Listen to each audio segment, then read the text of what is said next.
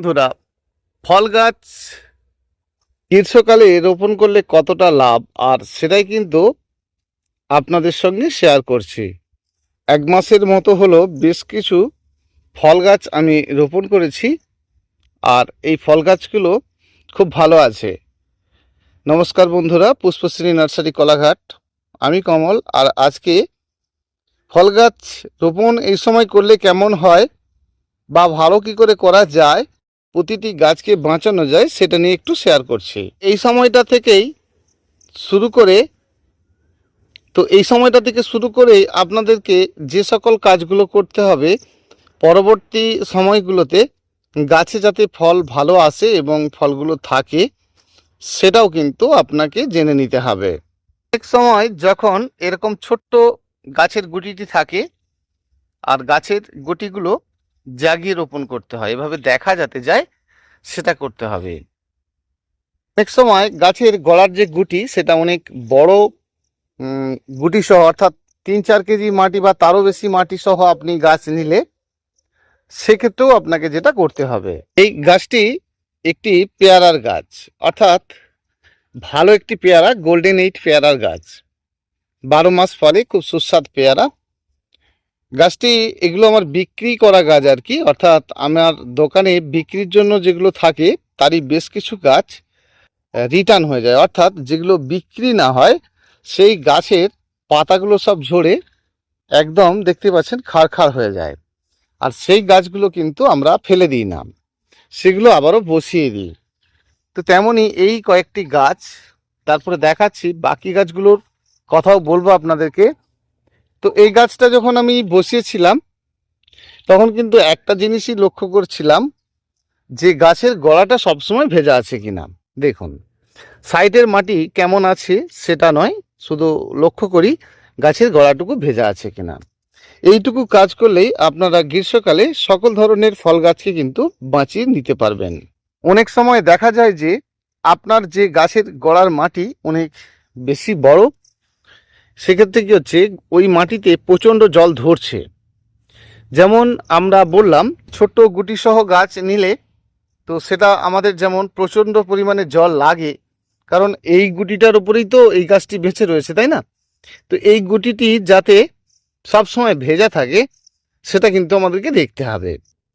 সেই জন্য ছোট্ট গুটি হোক আর বড় গুটির গাছ আপনারা নিয়ে আসুন না কেন, শুধু মনে রাখতে হবে যে এই গুটি সবসময় ভেজা যেন থাকে।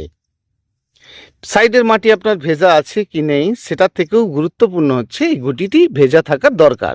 তেমনটাই যদি আপনার বেশি বড় গুটি হয়ে থাকে সেক্ষেত্রে দেখা যায় সাইডের মাটি সব শুকনো হয়ে গেছে কিন্তু গাছের গোড়ার যে গুটিটি সেটি ভেজা রয়েছে, তাহলে আপনি জল দেওয়াটা বন্ধ রাখবেন। তাহলে আপনি যে গাছে জলটা দেবেন এটার উপরে খেয়াল করে দেবেন। এই ফল গাছগুলোকে বেশি বেশি বড় টবে দেওয়া নেই, কারণ আমরা এঁটেল মাটিতে গাছ রোপণ করেছি, আর এঁটেল মাটিতে গাছ রোপণ করলে কখনোই বেশি মাটিতে কিন্তু আমরা গাছ রোপণ করি না। আপনাদেরকে বলবো না যে বেশি বেশি করে মাটি দিয়ে গাছ রোপণ করুন।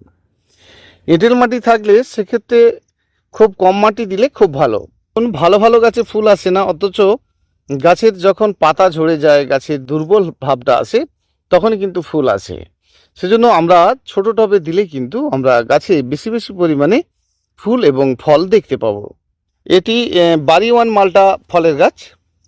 তো দেখুন এর যে পাতা কুঠি ভাব এসে যাচ্ছিল, আর এটি একেবারে খুব হালকা ভুরভুরে মাটিতে ছিল। তো মাটিতে অতিরিক্ত হালকা বা ভুরভুরে ভাব থাকলে তখন কি হয়, মাটিতে অতিরিক্ত জল ধারণ করে, আর সেক্ষেত্রে কি হয় যে গাছের পাতার মধ্যে এই কুঠে ভাবটা বেশি আসে। তো আমরা এই কুঠে ভাব এসে গেলে এই কুঠেগুলো কিন্তু গাছ থেকে ফেলে দেব। এবারে আমরা কিন্তু বড় পোকার জন্য একটা ওষুধ দেব, সেটা আমরা প্রোফেক্স সুপার, হামলা, যে কোনো একটা ওষুধ নেব। সেটা কিন্তু লিটারে 1 ml করে দিলেই আমাদের এই সমস্যাটা ক্লিয়ার হয়ে যাবে।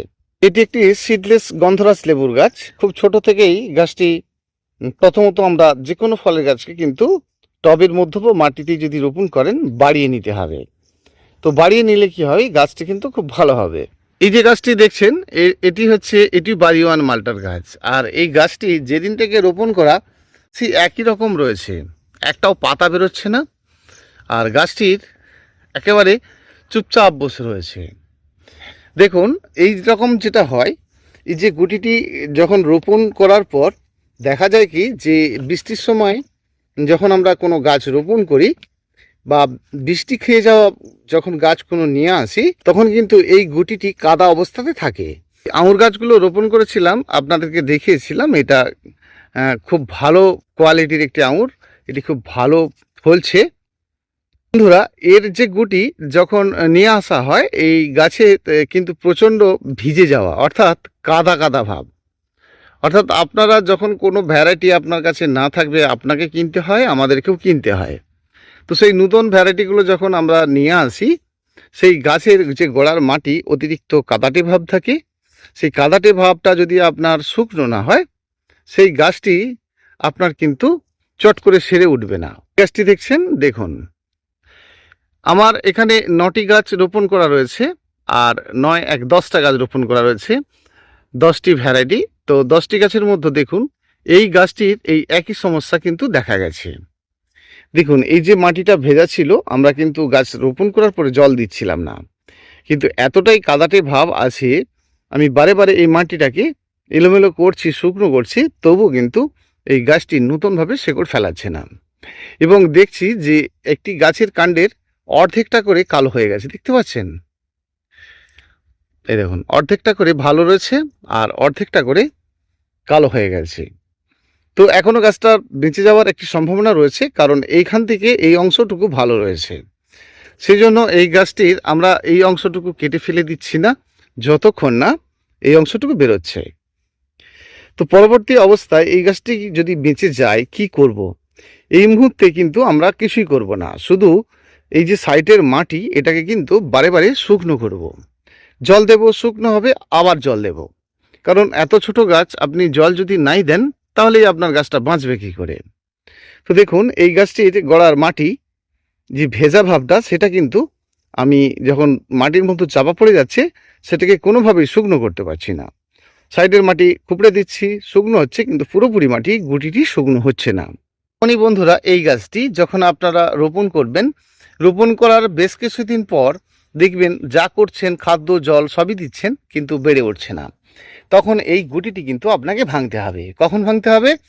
না, যখন গাছটির আপনার বেশ কিছুদিন হয়ে যাবে, অর্থাৎ গুটি থেকে বেশ কিছু শেকড় আপনার সাইডে বেরিয়ে আসবে, তখন কোনো কিছুর দ্বারাই আপনি এই গুটির উপরে এটাকে কিন্তু জায়গাটা ভালো করে ঢুকিয়ে এটাকে হালকা করে দেবেন।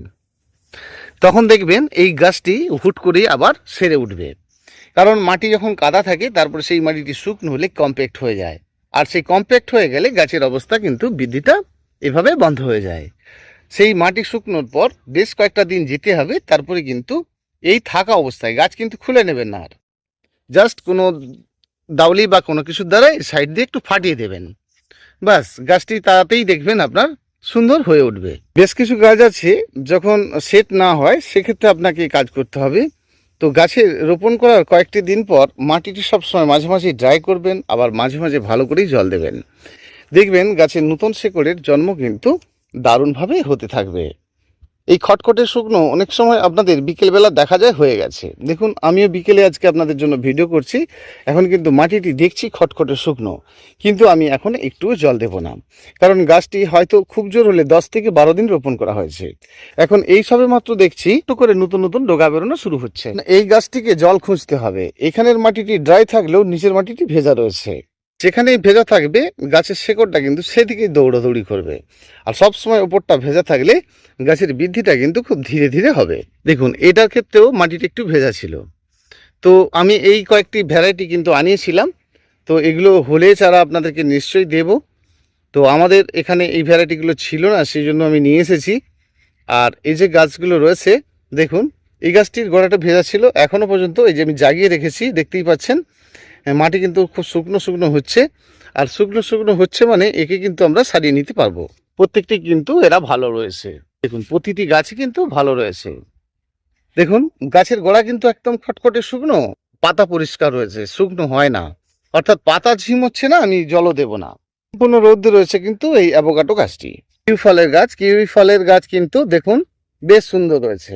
অনেকে আমরা গাছ রোপণ করে কি ফল বাঁচাতে পারি না। আর এ তো আমার সম্পূর্ণ সকাল থেকে যাওয়ার বোঝেন রৌদ্র, সেই অবস্থাতে এই যে নিচের পাতাটা পুড়ে যাওয়া দেখছেন, এই অবস্থাতেই একে রোপণ করা হয়েছে। সেই জন্য আমি কেটে দিয়ে রোপণ করেছিলাম। এতটুকু কি কোনো সমস্যা হচ্ছে? কিন্তু দেখুন মাটি কিন্তু শুকনো রয়েছে। এটা হচ্ছে হোয়াইট লঙ্ঘন। এর ক্ষেত্রে দেখুন আপনারা মাটি দেখলেই বুঝতে পারবেন। এই পাইপটিতে রোপণ করা হয়েছে একটু উঁচুতে, আর এর শেকড়টা তো সব নিচেই চলে যাবে, তাই না?